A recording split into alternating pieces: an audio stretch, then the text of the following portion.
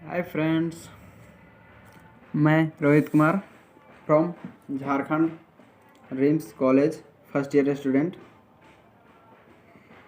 मैं आपके सामने आज एक नए और बहुत ही इम्पॉर्टेंट टॉपिक गैमेटोजेनेसिस के रूप में लेके आया हूँ, जिसमें इस टॉपिक में हम स्पर्माटोजेनेसिस और ओजेनेसिस के बारे में चर्चा करेंगे। अब जैसे कि अपने स्क्रीन पर देख सकते हैं कि गैमेटोजेनेसिस का फुल डायग्रामेटिक रिप्रेजेंटेशन के साथ हाजिर हुआ हूँ। इसी डायग्रामेटिक से साथ और अपने कॉपी कलम के साथ आपको समझाने की कोशिश करूँगा। अपने जितने भी नोट्स मैंने बनाया है उसके साथ आपको समझाने की कोशिश करूँगा, जिसके अनुसार से आपको पूरी तरह से फील आ जाए। इसमें कोई तरह से आपको प्रॉब्लम नहीं होगी समझने में। जैसे देख सकते हैं स्पर्माटोजेनेसिस के बारे में बात करते हैं। पहले आपको डिटेल बता देते हैं कि गैमेटोजेनेसिस है क्या मेनली। गैमेटोजेनेसिस उस चीज़ को हम कहते हैं जिसमें मतलब गैमीट का फॉर्मेशन होता है। गैमीट का फॉर्मेशन जैसे कि स्पर्माटोजेनेसिस स्पर्म का फॉर्मेशन यानी कि मेल गैमीट का फॉर्मेशन, और आपका ओजेनेसिस यानी ओवम का फॉर्मेशन। इस तरह से गैमेटोजेनेसिस स्टार्ट होता है। सबसे पहले हम स्पर्माटोजेनेसिस की बात करते हैं। स्पर्माटोजेनेसिस आपको फुल डिटेल इसमें पता चल जाएगा। स्पर्माटोजेनेसिस के बारे में हम जानते हैं कि मतलब जब प्यूबर्टी स्टार्ट होती है तो गोनाट्रोपियन हार्मोन रिलीज होता है। कहाँ से? आपका हाइपोथैलेमिक हार्मोन है गोनाट्रोपियन हार्मोन यानी GnRH गोनाट्रोपियन हार्मोन। देख सकते हैं आपके स्क्रीन पर आपको दिख रहा है, ये हार्मोन सेक्रेशन होता है। तो ये हार्मोन आके आपके पिट्यूटरी पर, वो भी एंटीरियर पिट्यूटरी पर कार्य करता है। एंटीरियर पिट्यूटरी तो वहाँ से रिलीज होता है आपका FSH और LH और FSH। FSH का full form follicular stimulating hormone और LH का फुल फॉर्म लुटिगेटिंग हार्मोन। ये दोनों हार्मोन निकलते हैं। इसके लिए ये भी क्वेश्चन पूछा जाता है कि इसमें ये सब बनाने के लिए कौन सा विटामिन की ज़रूरत पड़ता है। तो विटामिन ए और ई की ज़रूरत पड़ता है, जिसे एंटी फर्टिलिटी हार्मोन भी कहा जाता है। इस सबको स्पर्माटोजेनेसिस के बारे में ये कहाँ पर होता है? आपका जर्म सेल में होता है, और सेंट्रोलिक सेल इसको न्यूट्रिशन प्रोवाइड करता है, और लीडिंग सेल हमारे हार्मोनिक कुछ जैसे कि हमारे हो गया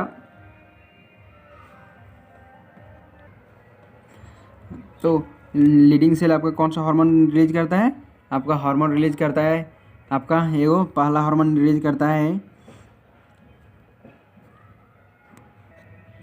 एस्ट्रोजन, और दूसरा प्रोजेस्टेरोन आपका लीडिंग सेल रिलीज करता है। लीडिंग सेल रिलीज किया, ये सब आने के बाद लीडिंग सेल LH हार्मोन जो है सो ये थी लीडिंग सेल पर कार्य करता है, और FSH जो हार्मोन है FSH वहाँ जो एंटीरियर पिट्यूटरी से निकला सो जर्म सेल पर कार्य करता है। तो यहाँ से निकला ये दोनों हार्मोन निकला। तो ये दोनों हार्मोन जो ई जानवे आप जान सकते हैं प्रोजेस्टेरोन हार्मोन है, जो आपके एथी पर कार्य करता है, जाकर मतलब एथी इंडोमेट्रियम बनाने के लिए कार्य करता है। और एस्ट्रोजन ये फीमेल के हार्मोन के अनुसार आ गई, फीमेल के हार्मोन के अनुसार। और यहीं पर आपका LH और FSH जो वहाँ से आया है। तो स्पर्माटोजेनेसिस आपका जर्म सेल में जो FSH और जर्म सेल में कार्य करेगा। तो जर्म सेल में तब एप्लीकेशन और मल्टीप्लिकेशन फेज स्टार्ट होगा आपका स्पर्माटोगोनिया का मल्टीप्लिकेशन फेज स्टार्ट होगा। मल्टीप्लिकेशन होगा जिसमें माइटोसिस होगा।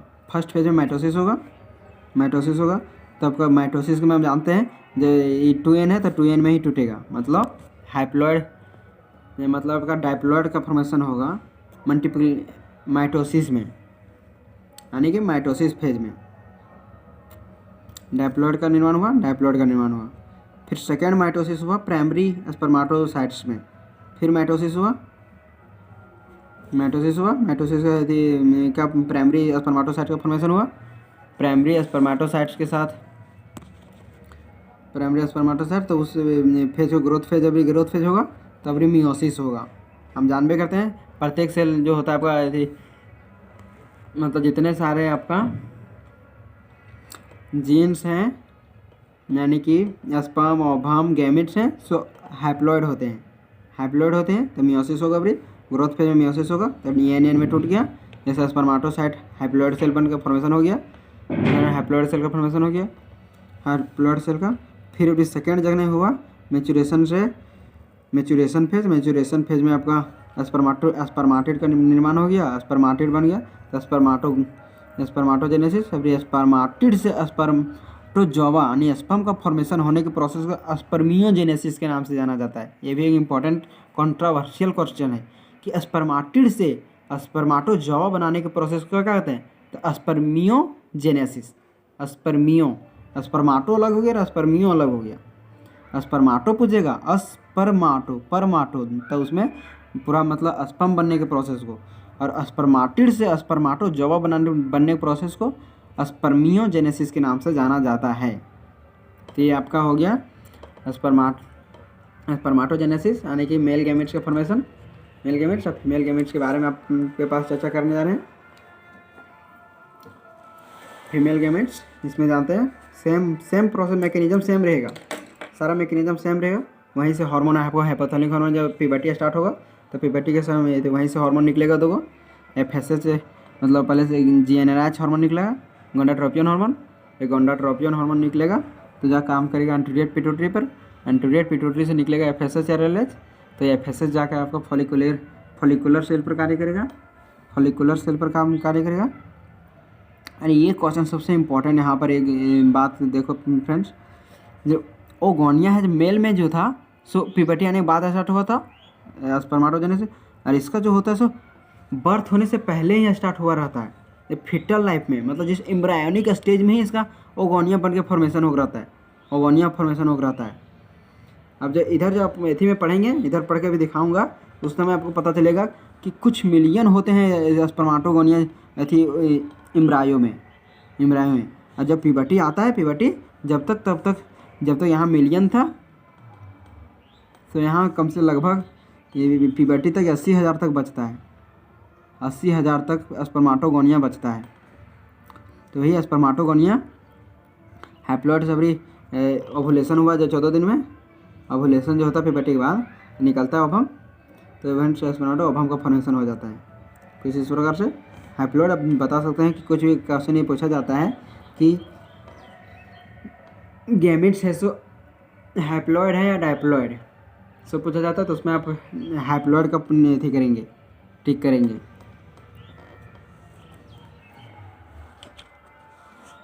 इसके बारे में देख लीजिए, आपको हम अभी जस्ट बताया वही चीज़ यहाँ पर देखो NCERT प्रूव किया है।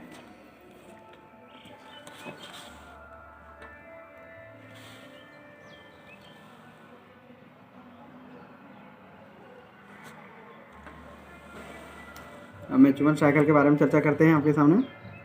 सबसे important topic mutual cycle harmonic representation के अनुसार से रिप्रोडक्शन साइकिल भी कहते हैं। ये जनरली किस में पाया जाता है? प्राइमेट्स ऑर्गेनिज्म में। प्राइमेट्स ऑर्गेनिज्म, ये क्वेश्चन बहुत इंपॉर्टेंट है कि प्राइमेट ऑर्गेनिज्म कौन कौन है। तो प्राइमेट में कौन कौन आ जाएंगे? ह्यूमन्स आएंगे।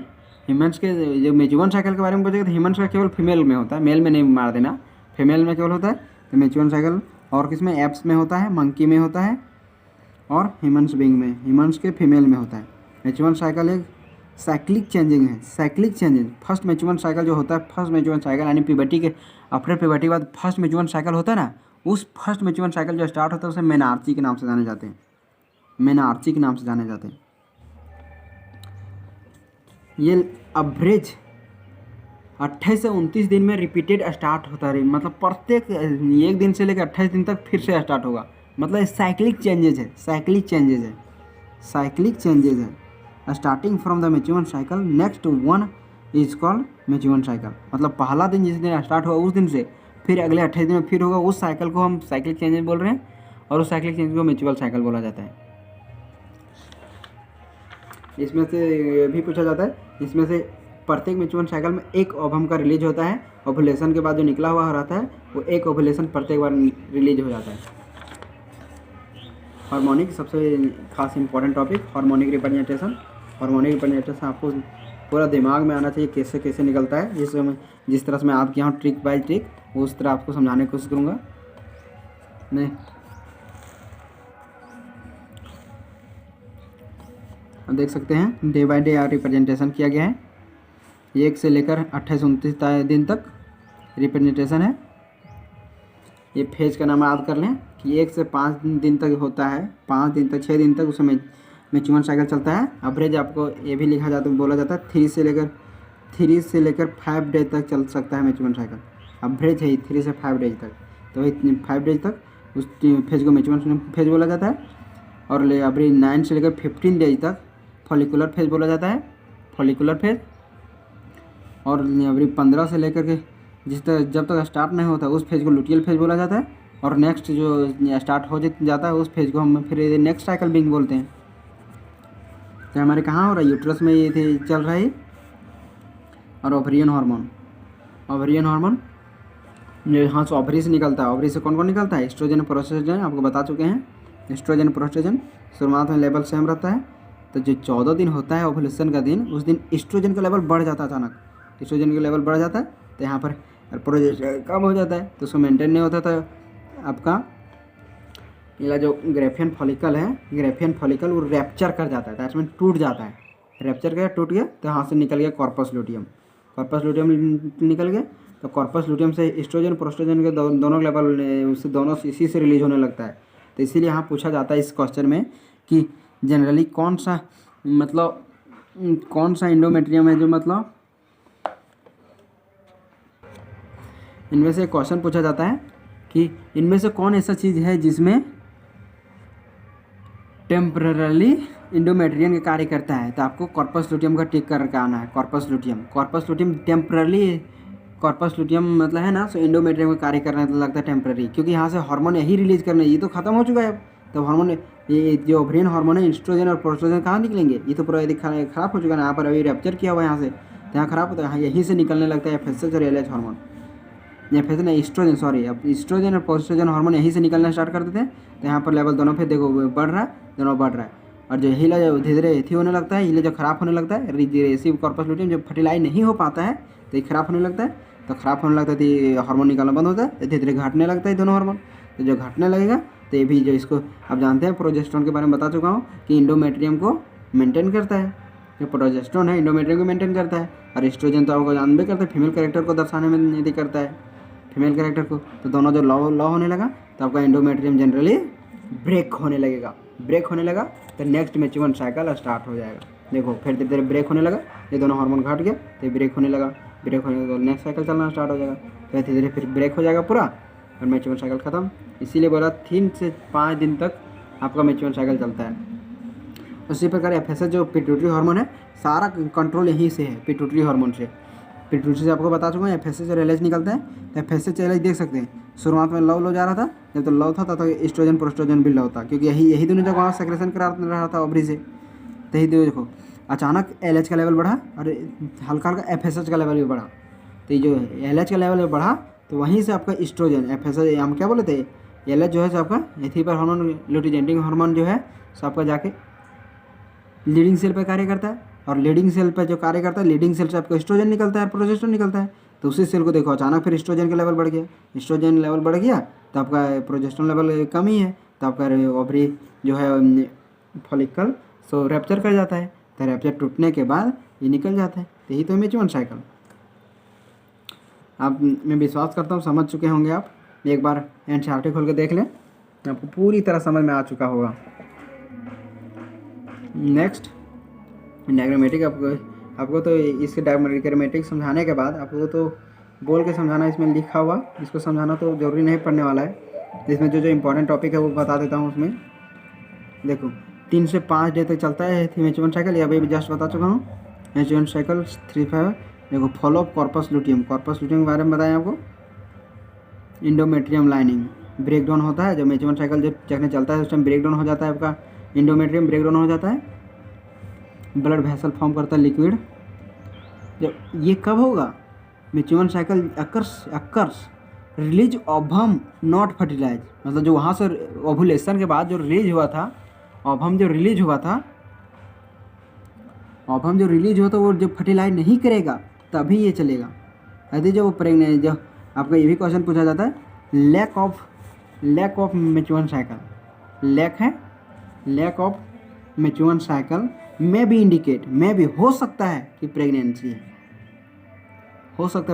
है, या तो इसका अलग कारण ये भी हो सकता है कि मैच्योरेशन साइकिल होने के कारण स्ट्रेस हो जाए, पुअर हेल्थ है, पुअर हेल्थ मतलब कुछ मतलब जैसे आपका न्यूट्रिशन पूरा नहीं हो पा रहा है तो हेल्दी प्रो नहीं है तो इसकी वजह से हो सकता है। काज स्ट्रेस, फॉलिकुलर फेज हो सकता है, मतलब जैसे फॉलिकल का नहीं बन पाना अच्छा से उसका कारण हो सकता है। पिट्यूटरी हार्मोन और ओवरियन हार्मोन पूरा थी मेंटेन करता है, मतलब पूरी तरह से बोलेंगे तो पिट्यूटरी हार्मोन इसको मेंटेन करता है। और पिट्यूटरी हार्मोन को कौन मेंटेन करता है? आपका hypothalamic hormone, hypothalamic hormone maintain करता है। अब आपको R² क्वेश्चन पूछता हूँ, मतलब रोहित कुमार रैना का क्वेश्चन पूछता हूँ, जिससे कि आपको पूछा जाएगा हाइपोथैलेमस से कौन सा हार्मोन गोनाडोट्रोपियन हार्मोन को मेंटेन करता है, तब क्या कहेंगे? GnRH, gonadotropin hormone. Gonadotropin hormones में ये सब रिलीज कराता है। LH और FSH जो इंक्रीज करता है ग्रेजुअली फॉलिकल फेज को, अभी जस्ट बता चुका हूँ। जो FSH है उसे फॉलिकुलर फेज को मेंटेन करता है। स्टिमुलेटिंग हार्मोन डेवलप करता है। As well secretion of estrogen, estrogen निकालता है कहाँ से? लीडिंग सेल से। LH और FSH peak level mid cycle 14 days में, ओवुलेशन कब होता है? 14 डेज में होता है। रैपिड सेक्रेशन LH हो जाता है 14 डेज में। ऐसा क्या चीज़ होता है जिसकी वजह से ओवुलेशन हो जाता है? सो ये क्वेश्चन नीट में प्रीवियस ईयर क्वेश्चन पूछ चुका है। देखिए मैक्सिमम लेवल ड्यूरिंग साइकिल में LH का लेवल अचानक बढ़ जाता है। LH का लेवल अचानक बढ़ चुका है, अभी हम आपको ग्राफ में बता चुके हैं कि LH का लेवल बढ़ जाता है। LH का लेवल बढ़ जाता है तो आपका जो आपका फॉलिकुलर है रैप्चर कर जाता है, फॉलिकुलर रैप्चर कर जाता है तो निकल जाता है वहाँ से ओवम। तो उससे ओवम निकले हुए ओवम को हम क्या कहते हैं? कॉर्पस लुटियम कहते हैं। कॉर्पस लुटियम कहते हैं। तो उसी क्वेश्चन को उसी को क्या बोला जाता है? जो अचानक बढ़े हुए LH को LH सर्ज के नाम से जाना जाता है। यही क्वेश्चन पूछा था उससे थी, मतलब वहाँ क्या हो जाता है जिसकी वजह से वो रैप्चर कर जाता है, तो उसे हम क्या कहेंगे? LH सर्ज, यानी LH के लेवल बढ़ जाना। LH सर्ज इंड्यूस हो जाता है तो रैप्चर हो जाता है ग्रेफियन फॉलिकल। वही क्वेश्चन पूछा था, प्रीवियस ईयर क्वेश्चन आपका नीट का है। ओवम का निकालने का प्रोसेस क्या कहते हैं? ओवुलेशन कहते हैं। कहाँ से? ओवरी से निकालने के प्रोसेस को, ओवरी से निकालने के प्रोसेस को उसको कौन कैप करता है? कैप्च करेगा आपका आपका फ्लोपियन ट्यूब का फिम्बरी जो फिंगर लाइक प्रोजेक्शन होता है वही कैप्चर करके करता है।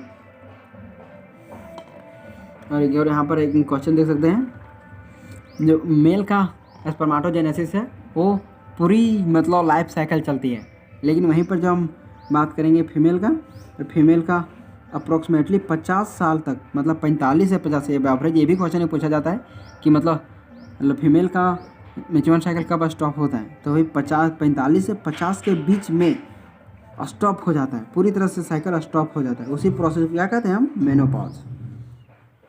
मेनोपॉज कहते हैं। और इसे यही मतलब जो प्यूबर्टी से लेकर के मेनोपॉज के बीच के प्रोसेस को हम क्या कहते हैं? Reproductive phase. यही आपको बताने की कोशिश किया गया है। मेनार्ची तो आपको बताया हूँ कि first mature cycle is called menarche is called menopause, यानी कि मेनार्ची से लेकर के मेनोपॉज के बीच को हम रिप्रोडक्टिव फेज कहते हैं। ये आपको एथी में फंसाने की कोशिश करेगा, आपको मतलब सही और गलत में, इसलिए याद रखें कि मेनार्ची और मेनोपॉज के बीच को रिप्रोडक्टिव फेज के नाम से भी जाना जाता है। अब फर्टिलाइजेशन टॉपिक करते हैं। Hi friends,